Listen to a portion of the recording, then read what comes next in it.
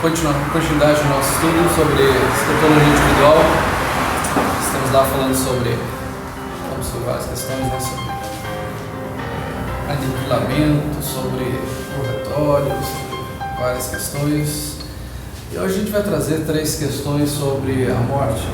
É importante a gente também lembrar que estamos aqui falando sobre morte, porque estamos falando sobre a escatologia individual.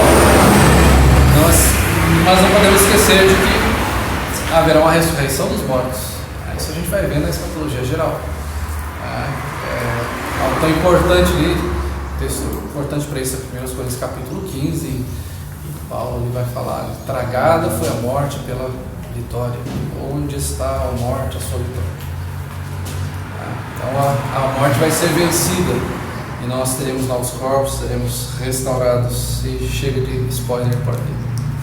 Vamos para o nosso tema de hoje. Nós vamos pegar 3 questões sobre a morte. 3 questões que volta e meia surgem em grupos. Às vezes o pessoal está meio divagando ali, conversando. Mas e se isso? E se aquilo outro? Como é que será que é aquilo? Como é isso? Não necessariamente existe uma resposta pronta para essas questões, mas elas voltam e meia surgem. E é importante a gente dar um direcionamento para que não fique aquela questão meio vaga, onde eu acho que é assim, mas eu acho que é daquele outro jeito, mas eu acho que é de tal jeito. Mas o que a Bíblia realmente fala sobre isso? A Bíblia trata claramente sobre isso. A Bíblia não trata tão claramente. Existe essa e essa questão, mas ela não tem tanta clareza com relação a isso. Vamos ver 3 questões. Provavelmente veremos apenas uma hoje, ok? Vamos ver aqui a primeira questão. A primeira questão, uma delas é: haverá graus de felicidade, de aflição da eternidade? Como surge essa questão? Esses círculos que acham, se você fizer o bem, você será melhor na eternidade, se você fizer o mal, você vai sofrer mais, vai sofrer menos. Aí existem pessoas que falam, você vai... E aí já é salvação pelas obras, né? Se você fizer o bem, você vai ser salvo. Se você fizer o mal, vai ser condenado. Nós já vimos isso claramente, que a salvação não é pelas obras. A salvação é graça. Verdade? As obras foram preparadas de antemão para que nós andássemos nelas. Efésios capítulo 2, versículo 10 vai falar isso.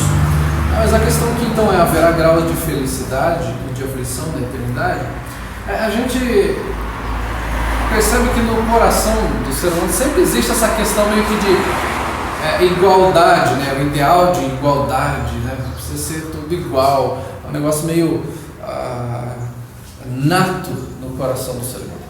Mas é nato de um coração culto, normalmente. Porque é igualdade no sentido de, se eu tenho algo a menos do que o outro, eu gostaria de ter igual a ele. Mas se eu tenho a mais, eu não faço tanta questão que o outro tenha o mesmo que eu. Aí eu não estou tão disposto a dividir o que eu tenho para que o outro tenha a mesma coisa que eu. Mas quando eu tenho a menos, poxa, todo mundo poderia ser igual, né?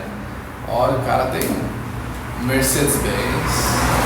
E eu ando de Mercedes-Benz, mas acompanhado de mais 80 pessoas lá, comprimido, naquele ônibus. Ele tem uma casa de 500 metros quadrados. Sozinho aqui, pequenininha, né?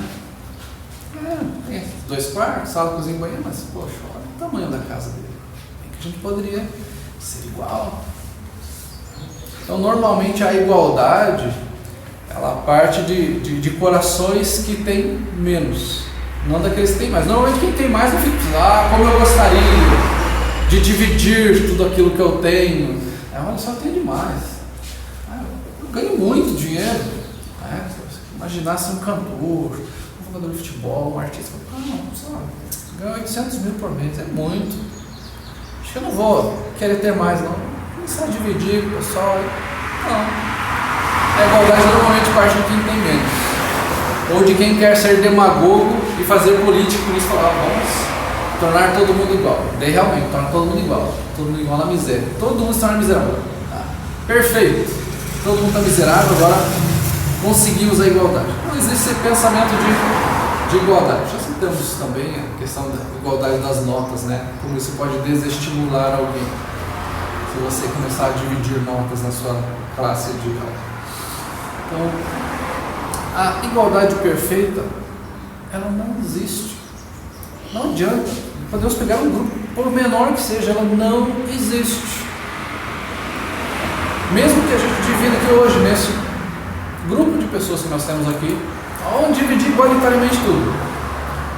Olha, de repente, no máximo daqui a 6 meses já não seria igual. No mês que vem já não seria igual. Porque cada um tem um estilo de vida. Cada um tem a sua prioridade. Um gosta mais de gastar mais com alimentos, outra gosta mais investe mais na questão de cosméticos, disso, daquilo outro, investe mais no carro, na casa. Quando vê, e um quer colocar no investimento dinheiro lá, daqui a pouco um vai ter mais de novo, outro vai ter menos. Essa igualdade não existe. Igualdade com liberdade não existe. A não ser que você diga, eu vou distribuir tudo aqui, e você é obrigado a comprar 2 latas de óleo, 5 quilos de arroz, 2 quilos de feijão, tantos quilos de carne, e é isso, todo mundo vai consumir igual. E mesmo assim, isso não funciona. Okay? Então, essa igualdade perfeita não existe. Deixa eu pegar alguns textos com os irmãos. O primeiro texto é Provérbios, capítulo 6, versículos 6 ao 10.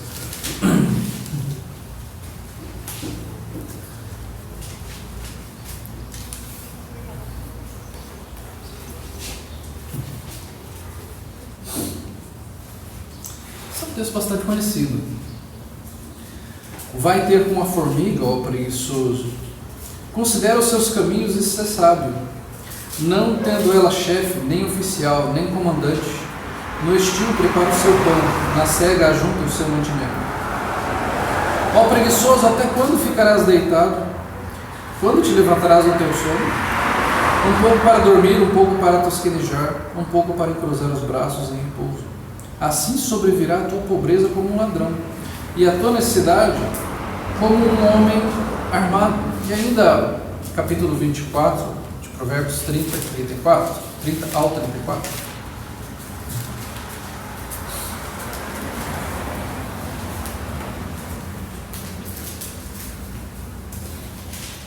Passei pelo campo do preguiçoso, e junto à vinha do homem falta de entendimento.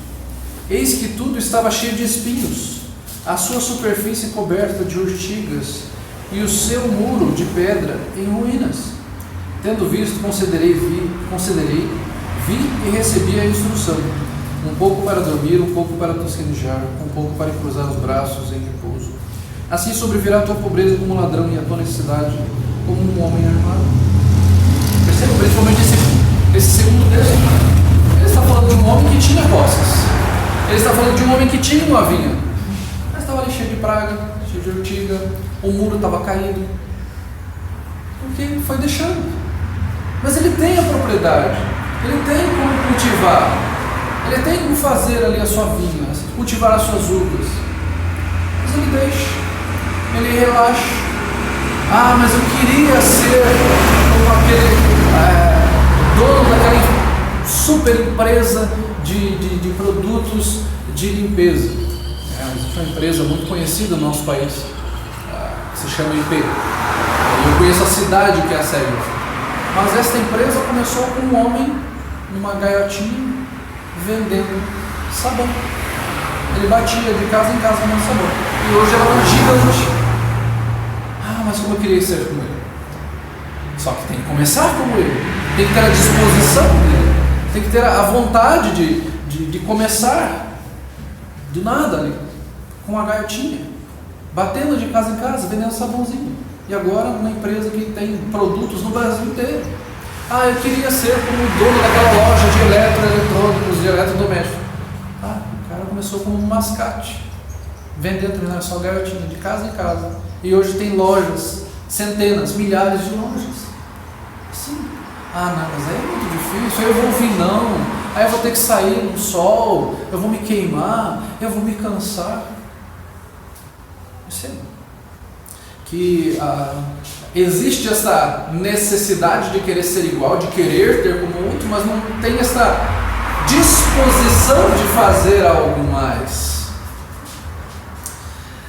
João capítulo 12, versículos 3 a 8, já citei esse texto algumas vezes e falei que esse é o típico caso de um comunista. João capítulo 12, versículos 3 a 8.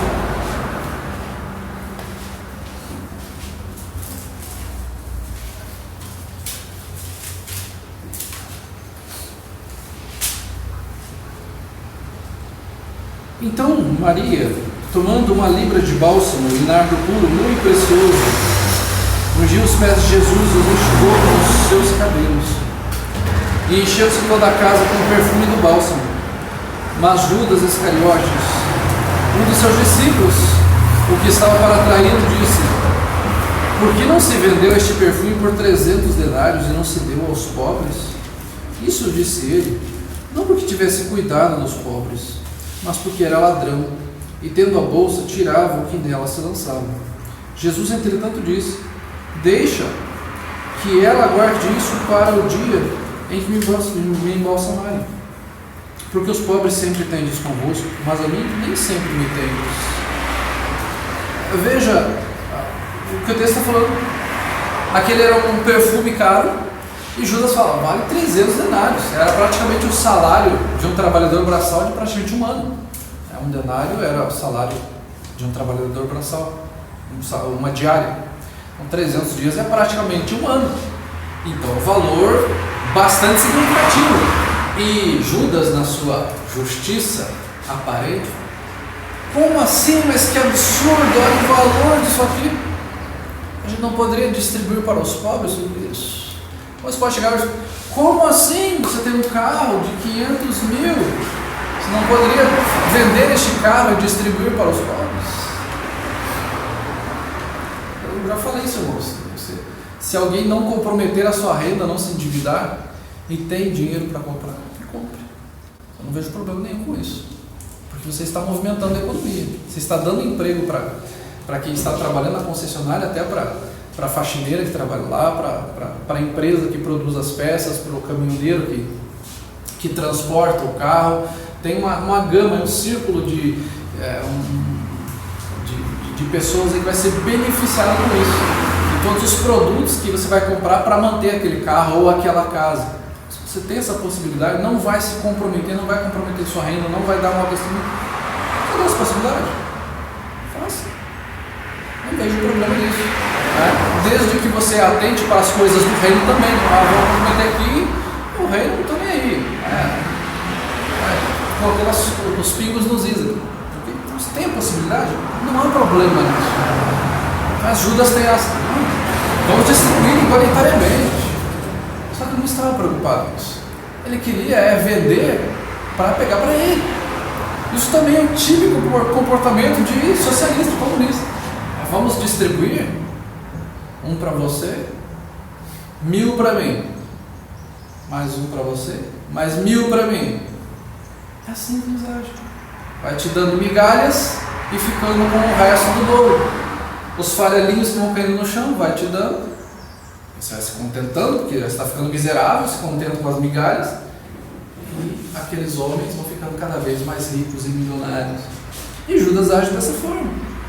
E Jesus fala para ele, olha, que ela guarde para o dia que me embalsamarem, que eu vou morrer. E Jesus falou algo muito importante, que os pobres sempre tendes convosco.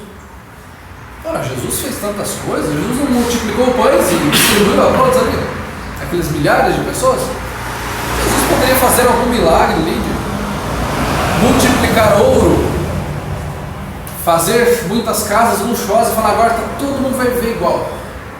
Casas bonitas para todo mundo, olha aqui, ó, 300 denários por mês para todo mundo aqui. Viver todo mundo bem. Quando precisar, vem aqui que eu vou dando dinheiro para vocês. Jesus falou, os pobres sempre têm descontos. Os pobres sempre vão existir. Por N motivos. Por N motivos. Porque não souberam administrar bem o que tiveram, ou por situações difíceis da vida, por circunstâncias que passaram que não conseguiram sair daquela situação. Não é só, o pobre é assim por relato. Não estou falando isso.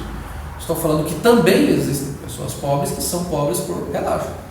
São pessoas que estão ali por circunstâncias, porque não conseguiram trabalhar, não conseguiram estudar por causa de alguma doença. por N circunstâncias. Okay? Então, os pobres sempre vão existir. O que nos cabe fazer? Nós vamos deixar os pobres? Não. Nós vamos ajudar os pobres. Mas não temos esse senso de igualdade. Eu estou aqui. Jesus me ensinou que eu tenho que ser igual, então eu tenho que abrir a minha casa aqui, colocar 30 pessoas aqui dentro, elas vão morar aqui, ter tudo aquilo que eu tenho. Eu vou ajudar da forma que eu puder. Como os cristãos faziam. Faziam suas coletas, ajudavam as outras igrejas que estavam mais necessitadas, ajudavam outros pobres também que passavam por problemas, ajudavam doentes. E assim nós devemos continuar fazendo, visitando os doentes, ajudando, pagando uma consulta médica, levando uma cesta básica. Mas não é essa coisa, não, eu tenho, então eu tenho que vender tudo que eu tenho para distribuir. Não. Esse senso de igualdade é até antibíblico. Não é dessa forma que nós vamos agir. Mas, se não existe essa igualdade perfeita na sociedade, será que esta igualdade perfeita ela vai existir no céu? Será que nós teremos uma igualdade perfeita? Todos nós seremos iguais no céu? Em certo sentido, sim. Nós seremos pecadores salvos pela graça de Deus. Somos pecadores, fomos salvos para graça. Todos nós, todos aqueles que creram em Cristo, salvos. Então, nesse sentido, Senhor, seremos iguais. Encontraremos ali Abraão, Isaac, Jacó, José, Moisés, Elias, Enoque. Nesse sentido, seremos iguais. Nós seremos salvos e devemos essa salvação ao amor soberano de Deus. Então, esta salvação é igual. Sim. E o objetivo de todos nós, quando todos nós estivermos no céu, todos nós glorificaremos a Deus. Estaremos glorificando o Senhor. Mas não existirá uma igualdade no céu referida a todos nós seremos iguais no sentido de premiações, galardões. Não haverá essa igualdade. É só nós pensarmos que existe diferença até entre os anjos. Se os irmãos forem ver, existem os arcanjos, existem os querubins, os serafins, que são anjos diferentes e existem hierarquias de anjos no céu. Então, se existe esta hierarquia, sabe que existe essa igualdade nossa no céu? Nós diríamos que haverá entre aspas, degraus de glória no céu. Pegue meu texto comigo lá de Mateus, capítulo 25, versículos 22 ao 30.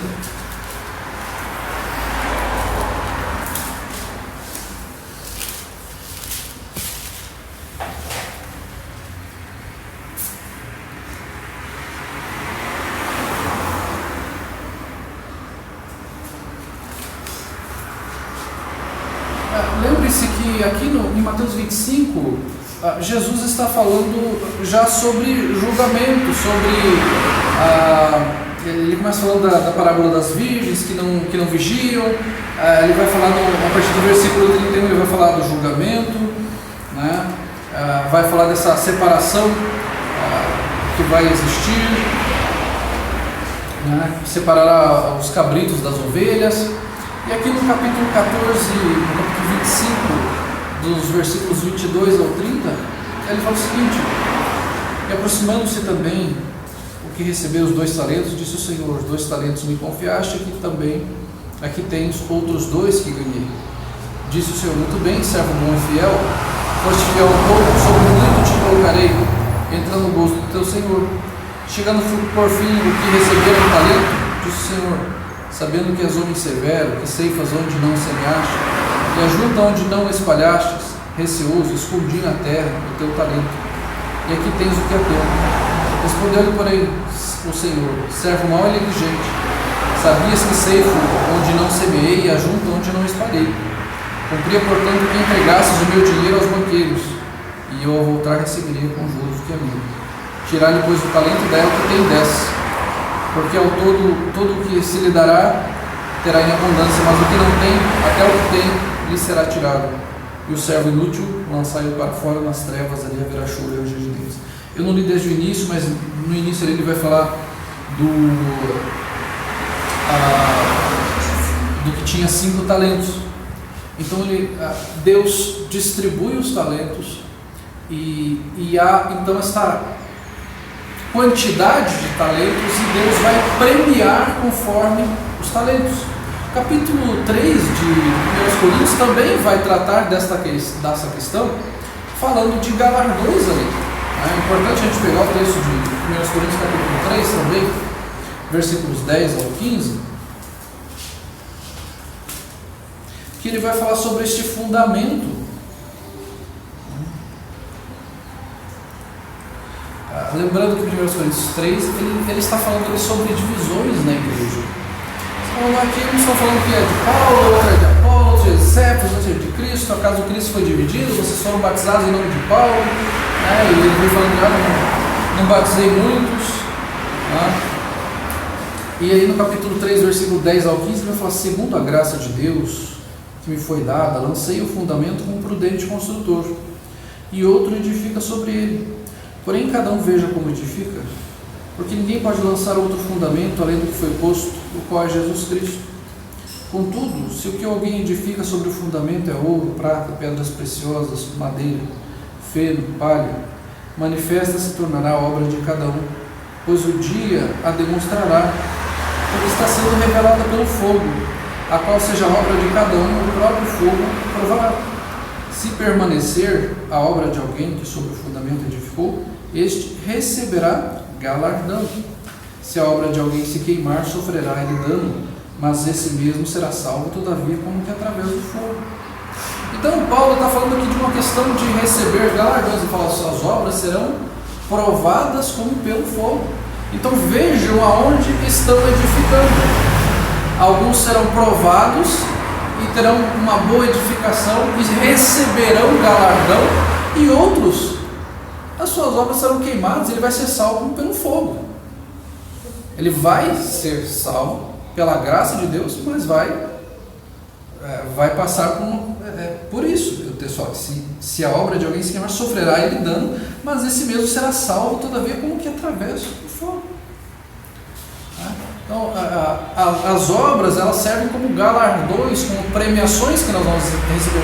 Aí nós vamos dizer: mas o que serão os galardões? Será uma linda coroa que nós vamos receber e cada um terá o destaque, ou terão casas celestiais, ou propriedades. Gente, a Bíblia não nos mostra o que são esses galardões. São premiações que o Senhor nos dará, que nos diferenciarão.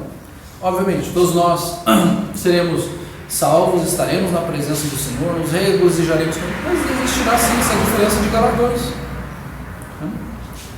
É muito provável, certamente, que os patriarcas terão muito mais galardões do que nós. Que Eliseu, terão muito mais galardões do que nós. Que Davi, todos os seus pecados que a gente vê nas Escrituras, tem muito mais galardões do que nós. Apóstolo Paulo, tem muitos irmãos nossos que terão mais galardões que nós. Isso quer dizer que nós seremos diminuídos? Não. Nós teremos grande alegria de estarmos com o Senhor. Então Deus fala: haverá igualdade perfeita. Haverá uma diferenciação, não haverá uma discriminação. Pensando que às vezes isso pode ser uma certa resistência. Poxa, como assim? Diferença, tinha que ser tudo igual. Isso é um pensamento errado. Ele tem que ser tudo igual. Seguindo. Se não existe igualdade no céu, será que existe igualdade no inferno? Em certo sentido, sim. Condenação eterna para quem for para o inferno? Sim. Se continuar condenado para sempre. Não haverá aniquilação, como nós falamos aqui. Não vai ser pulverizado lá e deixar de existir, vai continuar existindo. E o sofrimento será eterno. Mas em outro sentido, não. Haverão graus de sofrimento no inferno. A Bíblia nos fala também sobre esses graus de sofrimento. Mateus capítulo 11, versículos 22 ao 24. Aí vem a questão: poxa, você vai para o inferno, vai sofrer de qualquer jeito. A Bíblia fala de graus de sofrimento, de que uns vão sofrer mais e outros menos. Como vai ser? Esse vai afundar no lodo, vai ficar afundado 30 segundos e vai ficar folgado 10 segundos. O outro vai afundar no lodo 1 hora e não vai ter folga, vai ter uma folguinha só de 10 segundos. E não sabe que tipo de sofrimento será. A Bíblia trata de forma figurativa isso, né? Fala do verme que corrói, fala do choro e ranger de dentes, fala do fogo inextinguível. Mas a gente não sabe assim exatamente como será isso. A Bíblia só traz esse relato de como será algo terrível. Pensar de um verme comendo, de algo queimando. É muito sofrimento. Né? Tem uma coisa que a gente sofre muito é quando queima. Queimar um pedacinho do nosso corpo, a gente já sabe quão incômodo isso é. A Bíblia fala de fogo inextinguível. Mateus 11, 22 ao 24 fala o seguinte: E contudo vos digo, no dia do juízo haverá menos rigor para Tiro e Sidom do que para vós outras. Tu, Cafarnaum, elevar-te-ás porventura até o céu, descerás até o inferno, porque se em Sodoma tivessem operado os milagres que em ti fizeram, teria ela permanecido até o dia de hoje. Digo-vos, porém, que menor rigor haverá no dia do juízo para com a terra de Sodoma do que para contigo. Eram graus de juízo. Então, olha, vocês viram, presenciaram a pregação do Rei da Glória. Se isso tivesse acontecido, se esses sinais tivessem acontecido nessa cidade de Sodoma, em Tiro e Sidom, nós temos que ser arrependidos. Lucas 12, versículos 47 e 48.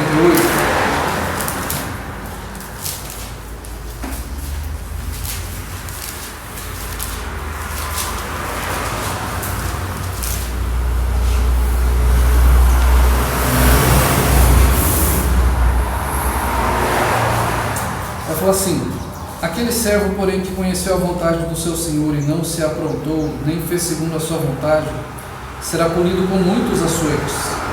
Aquele, porém, que não soube a vontade do seu Senhor e fez as coisas dignas de reprovação, levará poucos açoites. Mas aquele a quem muito foi dado, muito lhe será exigido. E aquele que muito se confia, muito lhe pedirão. Estamos falando de graus de punição, de graus de juízo, né? de um servo que seja vigilante, que está pronto.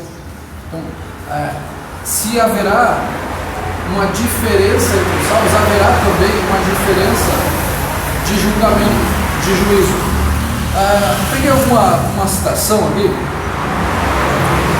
do Franklin Ferreira, que fala o seguinte: após a morte, tanto os cristãos como os não cristãos serão julgados pelas obras que nessa vida realizaram.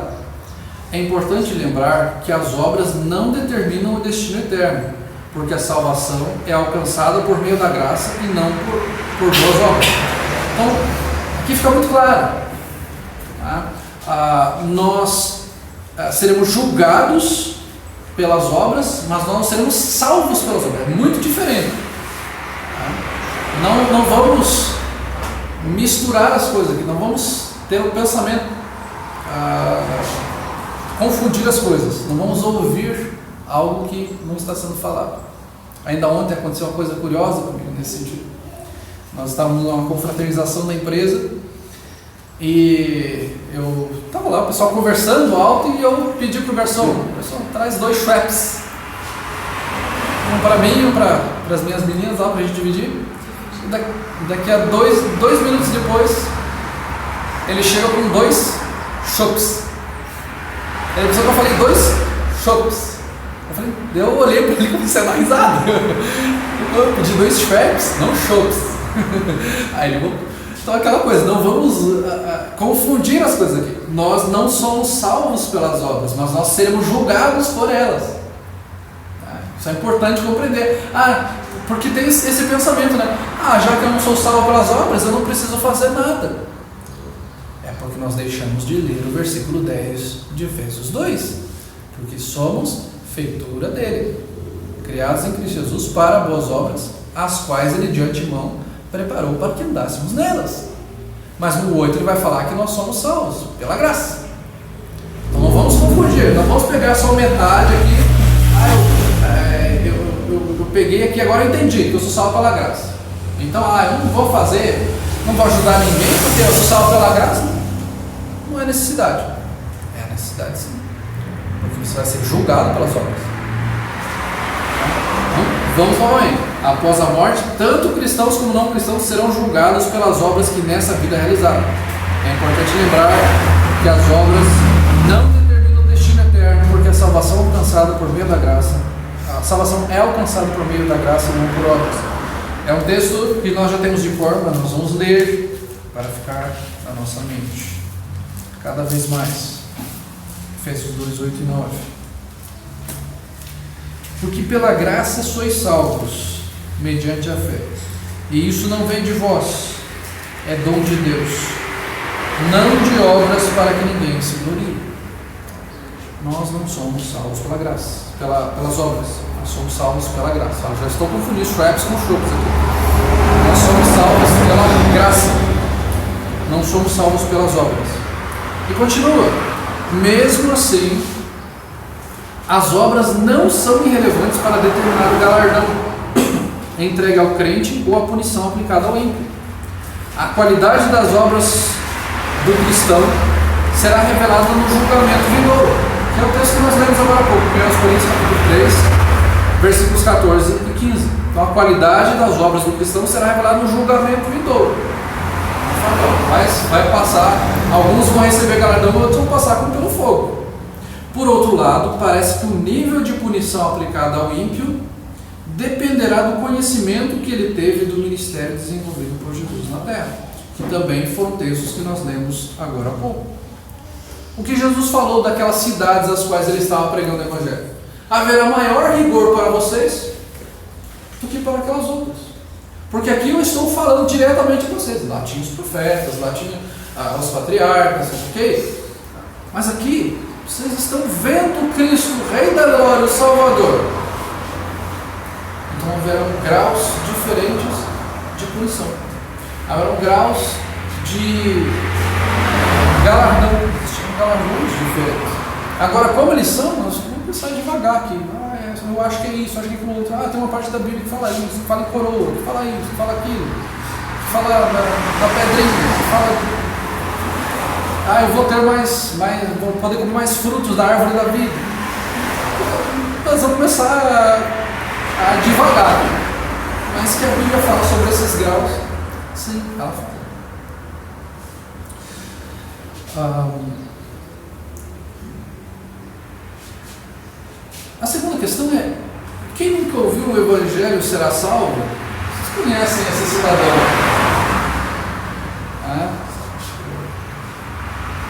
O tio lá do Peter. É aquela frase tão famosa, né? Aquele versículo bíblico. Com grandes poderes vem grandes responsabilidades. E aí vem aquela segunda questão: será que quem nunca ouviu o Evangelho será salvo? Mas é injusto. Existem tribos lá no meio do mato que nunca ouviram a palavra. Como pode Deus condenar aquele povo? Existem lugares inóspitos lá na África, lá no Oriente Médio, que nunca ouviram falar. Será que é justo eles não serem salvos? Como nós já falamos anteriormente, existem graus de punição de acordo com o conhecimento que cada um tem. Como Jesus falou: de ti, se aquelas outras cidades, se Sodoma e Gomorra tivessem ouvido, eles teriam se arrependido. Vocês terão maior punição.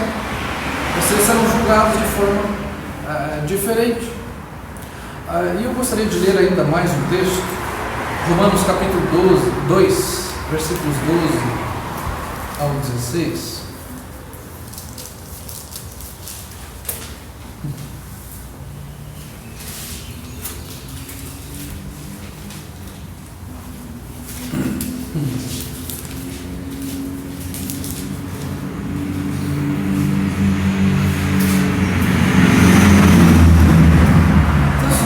Lá diz assim: pois todos os que pecaram sem lei também sem lei perecerão. E todos os que com lei pecaram, mediante a lei serão julgados. Porque os simples ouvidores da lei não são justos diante de Deus, mas os que praticam a lei hão de ser justificados. Então perceba que ele está falando aqui, ó, não basta conhecer a lei, ser praticante. Não adianta, só quem nunca ouviu o evangelho vai ser salvo. E também não é só quem ouve o evangelho que é salvo. Ele ouviu o evangelho que é salvo? Não, não está. Ele é só ouvidor, ele é só ouvinte do evangelho, não é praticante. Tem um monte de gente ouvindo na internet, tem mandando linkzinho pro WhatsApp. Não adianta ouvir, ser praticante. 14. Quando, pois, os gentios que não têm lei procedem por natureza de conformidade com a lei, não tendo lei, servem eles de lei para si mesmos. Estes mostram a norma da lei gravada no seu coração, testemunhando-lhes também a consciência e os seus pensamentos mutuamente, acusando ou defendendo-os. No dia em que Deus, por meio de Cristo Jesus, julgar os segredos dos homens de conformidade com a lei. Mesmo aqueles que não têm a lei, existe uma lei interna, uma lei no coração, mostrando que existe um Deus, que existe algo que é certo, que é errado. Todo ser humano, por mais que não tenha ouvido o evangelho, tem princípios. Ele tem princípio de que matar é errado, que roubar é errado. Existem informações de tribos que têm punições para roubo, para embriaguez, para assassinato, e nunca ouviram o evangelho. Eles têm uma lei gravada no coração deles, mesmo nunca tendo ouvido a lei. A lei está no coração deles e eles serão julgados sim por isso, porque há o conhecimento, mesmo que não do evangelho em si, mas a lei está gravada no coração deles. E Hebreus capítulo 10, versículo 29.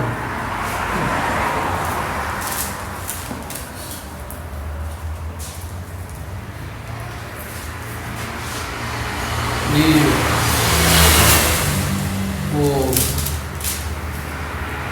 tio Benny, o tio do Peter, ele provavelmente leu esse versículo quando falou aquela frase para o Peter.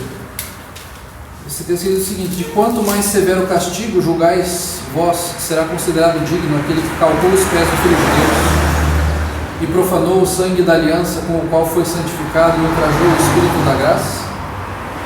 O castigo vai ser severo, porque você tem um conhecimento maior, a sua responsabilidade é maior, você ouviu, você vai ser julgado, porque você profanou, né? Você teve todo aquele contexto de conhecer, de estar até com o povo de Deus, mas renegou o povo de Deus. Tanto Hebreus 6 quanto Hebreus 10 está falando de apostasia, de um povo, de pessoas que estiveram, ouviram a palavra, até estiveram com o povo de Deus, mas não eram o povo de Deus. E aqui está falando do julgamento que vocês vão ter é muito maior.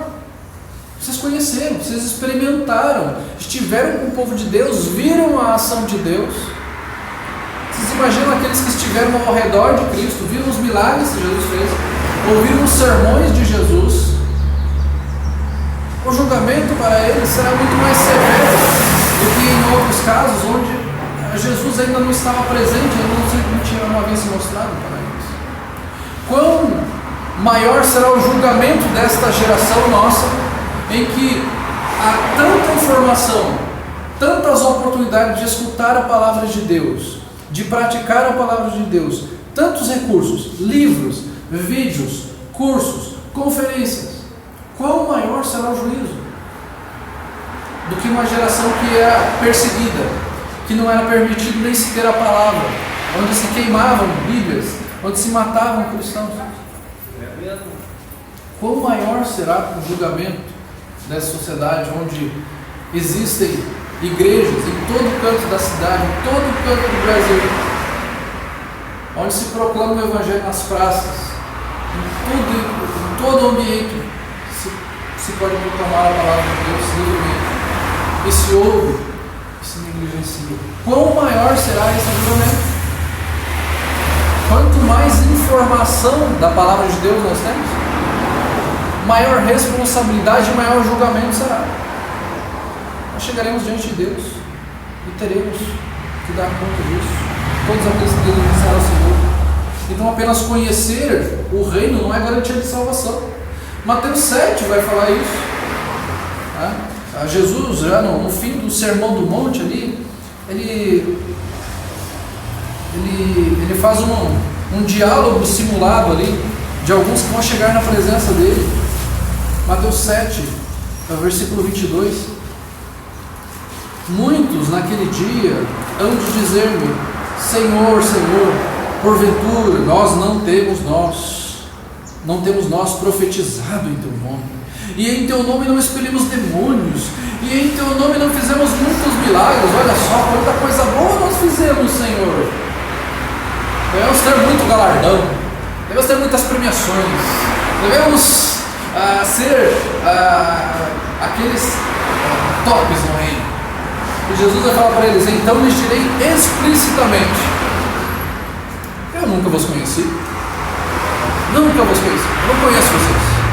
Apartai-vos de mim, os que praticais a iniquidade. E o capítulo 8, versículo 12 de Mateus.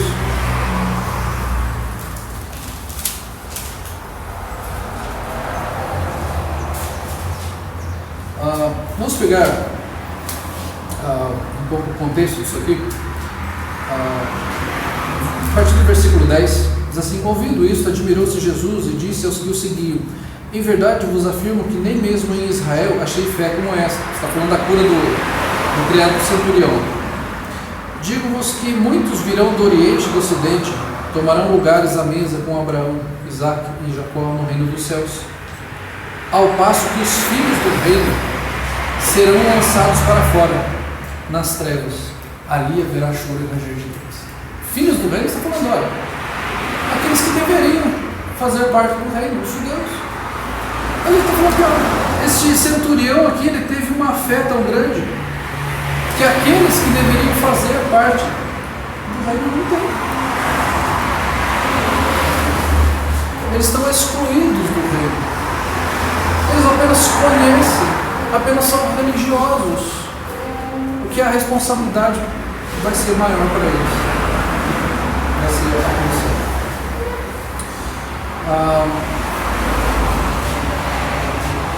O que é importante nós pensarmos então sobre esta questão de quem nunca ouviu o Evangelho será salvo? É que não existe nenhum justo diante de Deus. Mesmo aqueles que nunca ouviram a palavra de Deus, a pregação do Evangelho, serão julgados pelos seus atos e pela sua própria pecado. Então, quando você e eu nascemos, nós nascemos em pecado. E eles serão julgados por isso. E para a salvação, o que há necessidade para a salvação? Arrependimento de pecados e fé em Cristo. Eles tiveram isso? Não. Então não são salvos. Marcos capítulo 1, versículo 15 vai falar isso: arrependei-vos e crede no Evangelho. Esse deve ser algo importante no evangelismo, na pregação da palavra. Arrependei-vos e crede no Evangelho. O Hendrickson comenta o seguinte: a condição desfavorável do pagão não deveria nos conduzir a uma crítica de Deus, mas ao inquebrantável zelo em obedecer o seu comando para proclamar o Evangelho para todas as nações.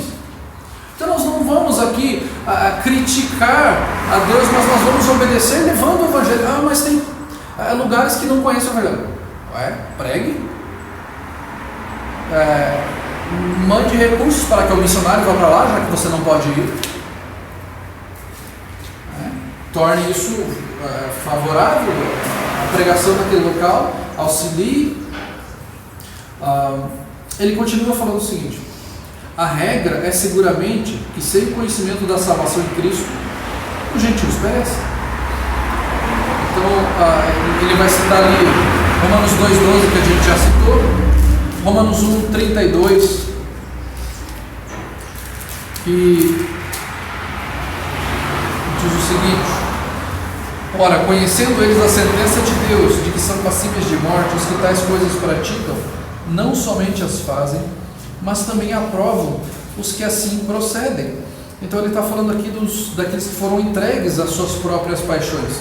Eles conhecem a sentença de Deus, sabem que é errado, sabem que aquilo vai trazer perdição para eles, e eles não apenas fazem, mas estimulam outros a fazer. Então, dentro do coração, está errado, mas eu vou estimular, vou falar que é bonito, que é legal, que traz status, que é bom fazer assim. Todo mundo está fazendo hoje, é modinha. Vamos fazer então, vamos estimular. A sentença vai chegar para aqueles que fazem isso e para aqueles que aprovam nessa situação. Apocalipse 21, versículo 8.